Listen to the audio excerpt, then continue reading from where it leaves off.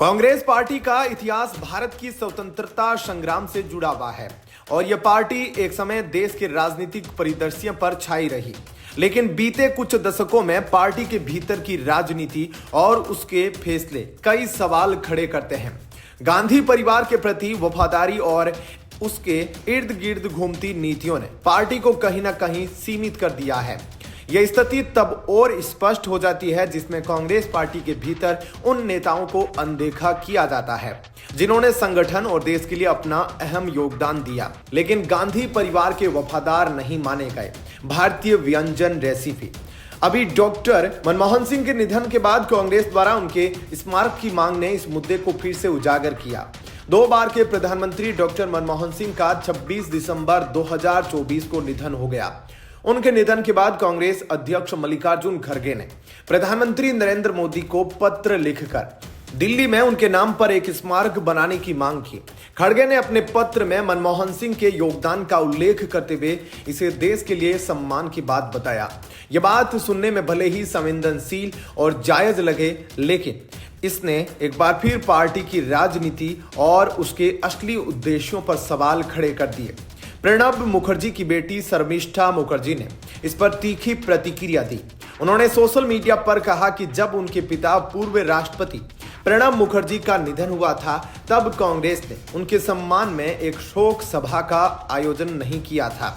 उन्होंने कहा कि उन्हें यह कहकर गुमराह किया गया कि राष्ट्रपति बन चुके लोगों के निधन पर Congress CWC Congress working group की बैठक नहीं बुलाती, जबकि खुद प्रणब मुखर्जी ने अपनी डायरी में यह बात लिखी है कि पूर्व राष्ट्रपति डॉक्टर KR नारायणन के निधन पर न सिर्फ बैठक बुलाई गई बल्कि खुद प्रणब मुखर्जी ने ही संदेश भी लिखा था। शर्मिष्ठा मुखर्जी का यह आरोप कांग्रेस नेतृत्व की प्राथमिकताओं और गांधी परिवार के प्रति उनकी वफादारी को दर्शाता है।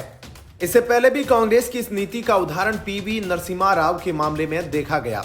राव साहब जो 1991 से 1996 तक देश के प्रधानमंत्री रहे और जिनके कार्यकाल में देश में आर्थिक उदारीकरण की नींव पड़ी, उनके निधन के बाद पार्टी ने उन्हें पूरी तरह अनदेखा किया। 2004 में उनके निधन के समय कांग्रेस की सरकार थी, लेकिन उनके पार्थिव शरीर को पार्टी मुख्यालय में अंतिम दर्शन के लिए नहीं रखा गया। यहां तक कि उनका अंतिम संस्कार दिल्ली में करने की अनुमति भी नहीं दी गई और उनके परिवार को मजबूरन उनका पार्थिव शरीर हैदराबाद ले जाना पड़ा। डॉक्टर मनमोहन सिंह के मीडिया सलाहकार रहे डॉक्टर संजय बारू ने अपनी किताब द एक्सीडेंटल प्राइम मिनिस्टर में इस घटना का जिक्र करते हुए लिखा कि नरसिम्हा राव को गांधी परिवार के प्रभाव से बाहर होने के कारण पार्टी में कभी स्वीकार नहीं किया गया।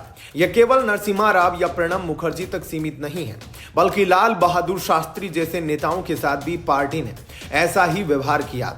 शास्त्री जी जो देश के दूसरे प्रधानमंत्री थे और जिनका जय जवान जय किसान का नारा आज भी लोगों के दिलों में बसा है, उनको भी पार्टी के भीतर वह स्थान नहीं मिला जिसके वे हकदार थे। कांग्रेस की राजनीति हमेशा से गांधी परिवार के प्रति वफादारी पर आधारित रही है। जिन नेताओं ने परिवार के प्रति अपनी निष्ठा नहीं दिखाई, उन्हें पार्टी के भीतर हाशिए पर डाला गया। प्रणब मुखर्जी का उदाहरण इसका प्रमाण है।